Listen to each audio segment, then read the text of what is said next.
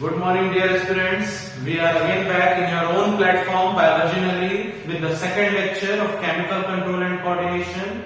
In previous lecture, the lecture number 1, we have already started this chapter by the introduction of what is gland, what were the hormones, why the hormones were called the chemical messengers, and how many types of gland. We have already discussed all of these. After this, in next lecture number 2, we are going to study about hypothalamus and pituitary in detail. So let's start with hypothalamus and pituitary. When we talk about hypothalamus, basically the hypothalamus is the part of brain. It is a part of brain and mainly the part of forebrain. Because when we talk about the location of hypothalamus, hypothalamus is located at the basal part of diencephalon. Basal part of diencephalon. And if we will study in detail about the location of hypothalamus, it is basically into the sella turcica, which is the depression of the sigmoid bone. If this is the sigmoid bone, this depression is called a sella turcica. And on this sella turcica, there is hypothalamus. There is hypothalamus. So the detail about the location is the sella turcica, which is the depression on the sigmoid bone. This was about the location, but when we talk about the pituitary is just below the hypothalamus, which is also known as master endocrine gland.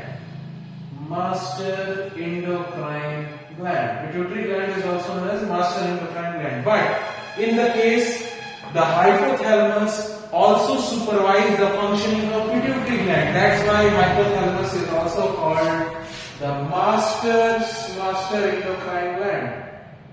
Master endocrine gland. That's why the person or the gland which is going to supervise the master endocrine gland is the master of master or super master endocrine gland. Okay. Now when we talk about the hypothalamus secretions, so basically hypothalamus secretes two types of hormone. One is the inhibitory or releasing hormone, and second the oxytocin and vasopressin. Now I am going to show that which part of hypothalamus and how the hypothalamus is attached with the pituitary and all these. On a diagram, I want to show you how the hypothalamus is being attached by the pituitary gland. This is the pituitary gland. This above portion is of hypothalamus. This portion is of pituitary, which is also called hypophysis. And this, the stalk which is adjoining the hypothalamus with pituitary, this one, this is called pituitary stalk. Pituitary stalk, which is also known as infundibulum. Now, when we go inside this diagram, basically there are two types of neurons found inside the hypothalamus. One is over here, which is arising from the hypothalamus and ending inside the hypothalamus. These are the neurocrine. Neurons. But the second type of neuron, which arises from the hypothalamus and ends inside the posterior pituitary. Now, this portion, there are two lobes in pituitary gland. One, the anterior pituitary. Second one, the posterior pituitary. Anterior pituitary is also known as adenohypophysis. Anterior pituitary is also known as adenohypophysis, and the second lobe, posterior pituitary, is also known as neurohypophysis. This posterior pituitary is also named by pars nervosa. This is also known as pars nervosa. Same like these anterior pituitary is again further divided into two parts like this. This was the pituitary, this full was the pituitary, this was the anterior pituitary, which was again divided into two parts. Second, and this was the first. The first part is called this part. This part, I am highlighting this part to show you the pars intermedia. This is the pars intermedia. Pars intermedia. And the second part is pars distalis. Pars distalis. Okay, this was the pars distalis, and this was the pars intermedia, and this was pars nervosa. This was the name of these lobes of pituitary gland. Now, you are very much viewed here that these neurocrine neurons are started from the hypothalamic region and end on the same hypothalamic space. It means these are the specific neurons, the neurocrine neurons of hypothalamus. But the second type of neuron which I have shown in the green color, this arises from the hypothalamic part and ends in the posterior pituitary region. It means these neurons are attaching these hypothalamus with the posterior pituitary. Now about the secretion, because we know that if these two are the glands, then they have to secrete a chemical which is called hormone, which will go on the another gland for a specific function. Because we have already read in the previous lecture, the gland has to release a chemical which was called hormone, and that hormone will act on another gland for a specific function. Now, this pars distalis releases the hormones like ACTH, which is called adrenocorticotropic hormone, which will act on the cortex part of an adrenal gland.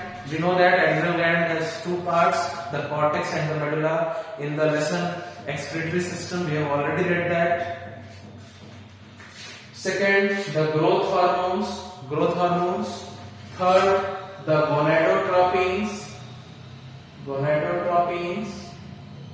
Fourth, the prolactin. Fifth, the TSH, the thyroid stimulating hormone, which will stimulate the thyroid gland for the secretion of thyroxine hormone.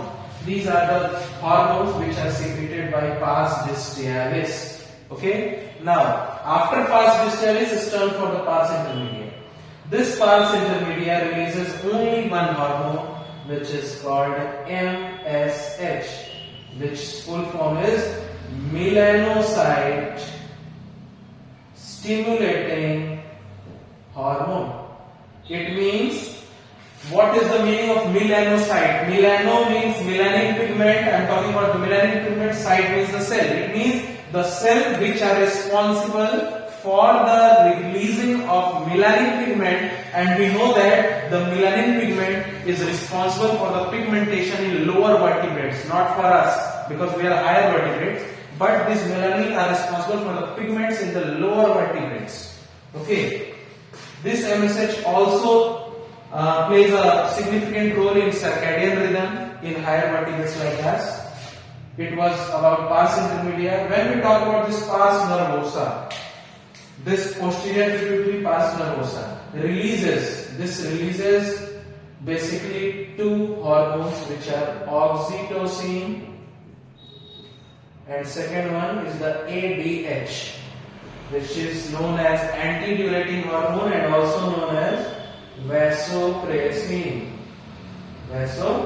Why we called the ADH also vasopressin? Because vaso means vessels, pressin means these ADH will be responsible for the pressing of blood vessel, which will lead to the increase in blood pressure. Okay, so it will also responsible for the increasing blood pressure by pressing the blood vessels, the arteries, veins. That might the pressure of blood on the walls of arteries and veins will be increased. Okay, so that is also known as vasopressin. Oxytocin is also known as pitocin. It is also known as pitocin. And one thing very much interesting about oxytocin, that oxytocin is also known as love hormone. Now you are thinking that why sir is talking about love in this biology class?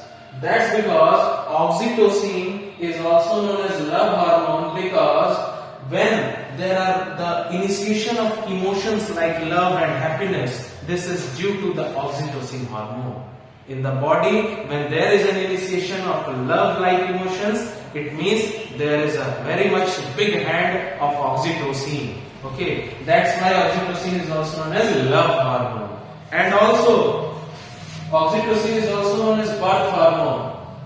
Birth hormone. Why? Because during parturition, when a lady is going to give birth to a baby, this oxytocin will go and leads to the contraction of the uterine wall for easy parturition, easy delivery of a baby. Okay, that's why it is called birth hormone also. And one last name also given to the oxytocin, which is milk secreting hormone. Milk secreting, or we can say milk releasing hormone. Releasing hormone. Why? Because when a mother has to feed its baby by the colostrum, this oxytocin will help to release that colostrum from the mother milk, from the mother's breast to the baby. Okay, that's why oxytocin is also known as love hormone, birth hormone, and milk secreting hormone. This was about the secretions of the anterior pituitary, the pars distalis, pars intermedia, and pars nervosa. Okay, this is how the pituitary gland is joining by hypothalamus. But one thing more better, the adenohypophysis has their own hormones, but in the case of posterior pituitary has not their own hormone. It means these two hormones are not of posterior pituitary, because these hormones are being prepared in the hypothalamus and given to the posterior pituitary to store and release only. It means the role of posterior pituitary is to store and release the hormones which are secreted by hypothalamus. Okay, and hypothalamus is transferring these oxytocin and vasopressin to the posterior pituitary by these hypothalamic neurons. These neurons are called hypothalamic neurons. Okay, I hope this structure of hypothalamus, the secretion of hypothalamus as well as pituitary is clear to all of you. You can take a screenshot or make a note by this, and in our next lecture we will discuss further.